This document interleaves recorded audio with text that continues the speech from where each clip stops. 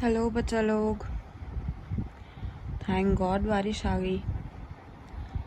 Okay, सो इस time हम लोग प्रोनाउंस पार्ट 2 की तरफ पढ़ेंगे। ओके, यहाँ पर हम लोगों ने लास्ट किया था पार्ट 4 पोजेसिव प्रोनाउन, राइट? या आई डू रिमेम्बर, मुझे हिंदी वाले भी वर्ड्स बताने हैं, याद है मुझे। बट अभी हम पहले ये पार्ट कंप्लीट करने के बाद उसके बाद हम स्टार्ट करने वाले हैं दूसरा वाला, वो जो हिंदी वाला पार्ट है। Okay, so here comes the fifth part, indefinite pronouns. Indefinite pronouns वो होते हैं जिनका, इनडेफिनिट का मतलब होता है जिसका कोई अता पता नहीं होता। इनडेफिनिट मतलब जिसको हम डिफाइन नहीं कर सकते, एक चीज़ को लिमिट नहीं कर सकते। मतलब ये नहीं बताना कि 1 किलो है, 1 मीटर है, 1 किलोमीटर है। ये इनडेफिनिट का मतलब होता है कि कोई भी लिमिट नहीं है, ठीक है। It is use when refer to a person that doesn't need to be specifically identified. यहाँ पर हम ऐसे पर्सन को यहाँ पर रेफर करते हैं इस इनडेफिनिट प्रोनाउन की हेल्प से जिस पर्सन को हमें स्पेसिफिकली आइडेंटिफाई नहीं करना। एग्जाम्पल से समझ आएगा।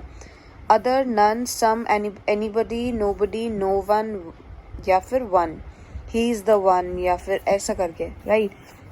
ये वाले जो प्रोनाउंस हैं इनमें हमने स्पेशली किसी एक बंदे को टारगेट नहीं किया, स्पेशली किसी एक पर्सन को नहीं बोला, इसलिए यहाँ पर ये वाले प्रोनाउंस का नाम इनडेफिनिट प्रोनाउंस है।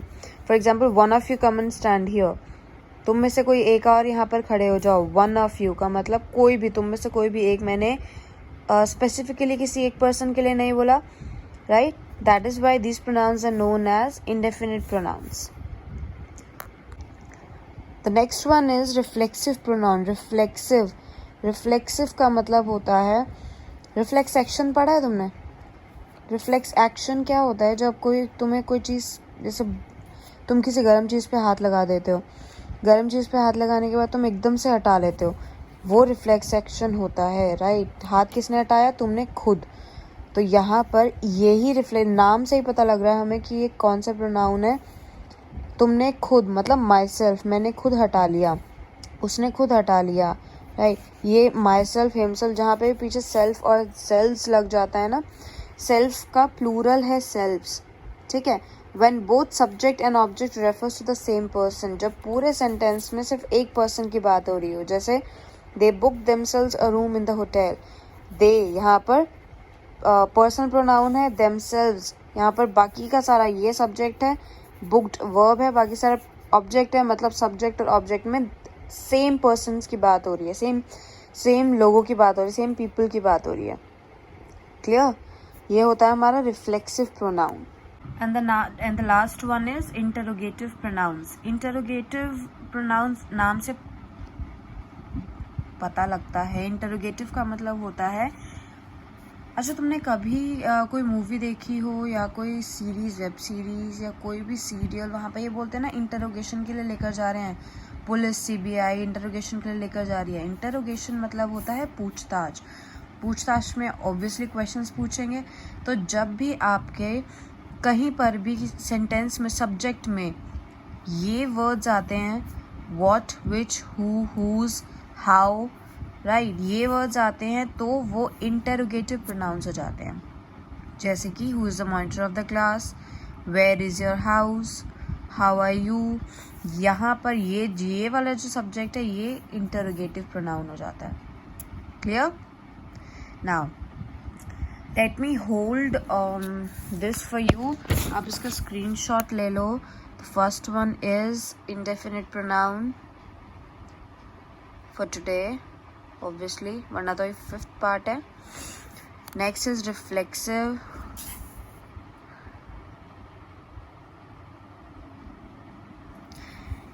ये इसका screenshot low.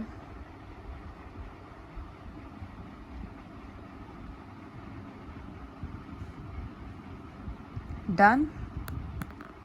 Okay, so this is the last part for today. These are the Hindi meanings as I promised you in the last video. These are the Hindi meanings of the pronouns we will be using in our day-to-day conversation. right? You can take the screenshot as I'm holding it.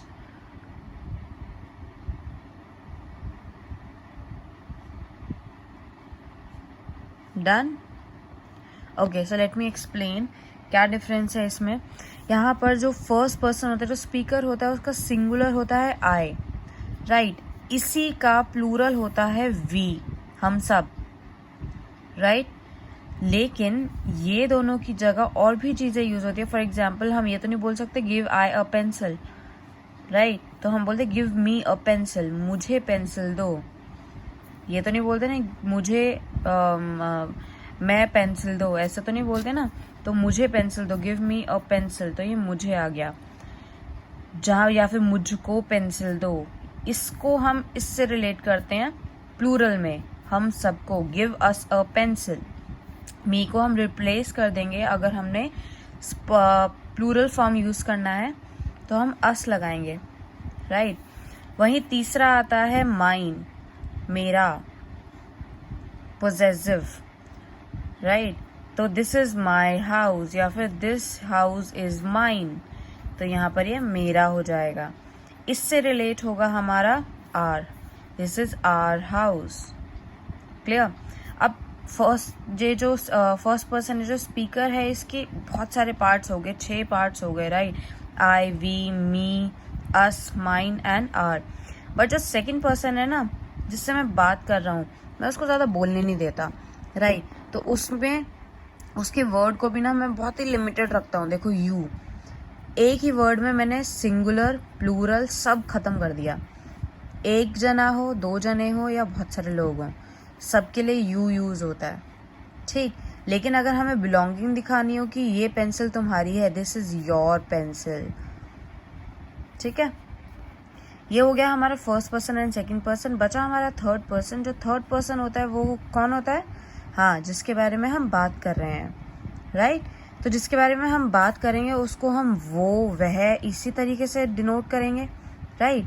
तो ही लड़के के लिए use होता है हमेशा. लड़कों को क्या चाहिए होता है? थोड़ा सा टाइम चाहिए होता है. उनके थोड़े से तो कपड़े होते हैं, है ना. तो थोड़े से कपड़े होते हैं, थोड़ा सा छोटा सा वर्ड हम उनके लिए यूज करते हैं ही. लेकिन जब गर्ल्स की बारी आती है तो गर्ल्स को बहुत सारी अलमीरा भरी होती है गर्ल्स की, राइट. तो उसके साथ, ही के साथ हम लोग एस लगा देते हैं, शी हो जाता है फीमेल के लिए यूज. वहीं अगर हमें वो बोला है तो हमने ये, लेकिन इनके पोजेसिव प्रोनाउंस ऐड करने हैं, बताने हैं, यूज करने हैं, तो हम ये वर्ड्स यूज करते हैं. हिम और his, this is his house, उसका घर है. गिव हिम द पेंसिल, उसको पेंसिल दे दो. लेकिन वहीं पर हम लड़कियों के लिए हर यूज करते हैं. चाहे उसका बोलना हो चाहे उसको बोलना हो, हम सिर्फ हर यूज करेंगे. लेकिन जब हम एनिमल्स की बात करते हैं, किसी चीज की बात करते हैं, तो हमें इट यूज करना पड़ता है, ठीक है. ये तो हो गया हमारा सिंगुलर फॉर्म. वहीं पर प्लूरल आ जाता है they are going in the park, right. लेकिन जब इसका हमें पोजेसिव प्रोनाउन यूज करना है तो हम लिखते हैं देम, गिव देम पेंसिल्स, ठीक है. और इसका अगर आप पूछना चाह रहे हो कि इसका पोजेसिव प्रोनाउन क्या होगा, तो वो होगा इट्स, ठीक है. क्लियर है ये? कोई भी क्वेरी हो आप कमेंट सेक्शन में पूछ सकते हो, कोई प्रॉब्लम नहीं है. कुछ भी इसी से रिलेटेड हो क्वेश्चन, कुछ भी काम से रिलेटेड हो क्वेश्चन, आप कमेंट सेक्शन में पूछ सकते हो. Clear? Okay, so this is all for today. Next हम करेंगे एडजेक्टिव मे बी या फिर verb. Let's see, let's check out, right. आज के लिए सिर्फ इतना ही. आई होप जल्दी स्कूल खुलेंगे, राइट. Bye, take care.